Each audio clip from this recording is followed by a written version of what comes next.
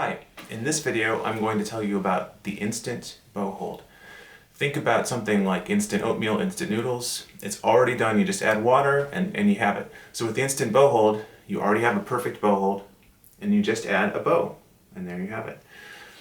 Before we get started, you need to know a few things about the bow just to make sure. You need to know that this is called the frog right here. And you need to know that this piece of metal here is called the ferrule. And I'll just refer to it as the metal sometimes too. So notice that this is not the same as this. This black wood or plastic is the frog. This silvery looking thing is metal and it's called the ferrule. So also you need to know the spot, and I'll show this closer up, where your thumb goes. And that's on the end of the frog's nose. So here is the frog's mouth. I'm inside. And this is the frog's nose right there. And our thumb, when we hold the bow, is going to be on the frog's nose. So I'll demonstrate the instant bow hold really quickly and then I'll break it down and show you how I do it. Alright, before we get started here, another thing you need to know is where on your thumb you're going to be touching the bow.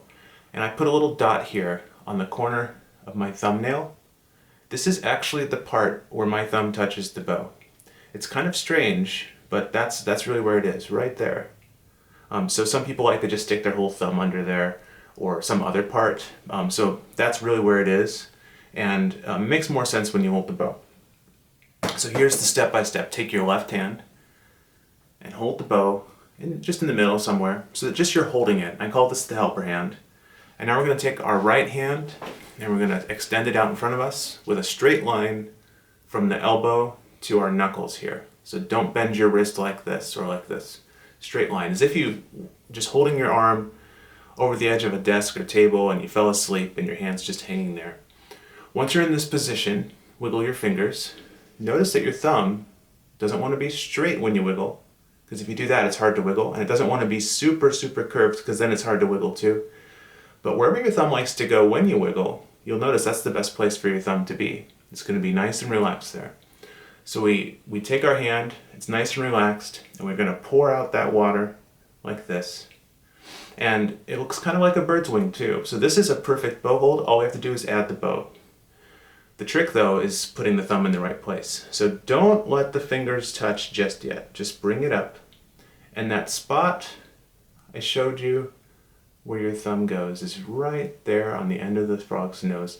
And you'll see on my bow here, there's even a little dent there. This was the bow that I had in high school, and I think I squeezed my thumb too much, so now there's a little dent there. But it's perfect for showing you. My thumb comes in. Wiggle your fingers again. Double check to make sure that you're still pouring the water and not going like this, but you're pouring. And I'm going to take my middle finger, my second finger, and I'm going to bring it down across from my thumb. I'm going to touch the tip of my second finger half on the hair and half on the metal, right there. I'm not going to put it here. I'm not going to put it here. It's going to go half on the metal and half on the hair. I'm going to double check and make sure that my thumb is still curved, and it still is. And then I'm going to lay down my index finger, my ring finger, and my pinky. And there it is. Let's do that again. So extend your hand out. Take your helper hand with the other bow, pour out, wiggle your fingers, put your thumb in the right place. Middle finger, half on the hair, half on the metal. Index finger, ring finger, and pinky. I try to keep the space relatively equal between all the fingers. And notice that you can kind of see through it on this side. My thumb is still nice and curved. Some common mistakes, some people like to stick their thumb all the way through. Sometimes people like to put their thumb into the frog's mouth, but it's really just going to be on the end of the nose, middle finger across. Another common mistake I see is people like to kind of curve their fingers out like this, where they're not touching the stick, but you need to make sure that you're touching the stick here as well, and then it curls over. I also want to show, I'm a cellist, but I also have taught a lot of violin students. One of the differences for the violin bow grip, it's very similar, but it's also slightly different. If you're playing violin, your pinky goes on top of the stick, like this. So here's how I hold the violin.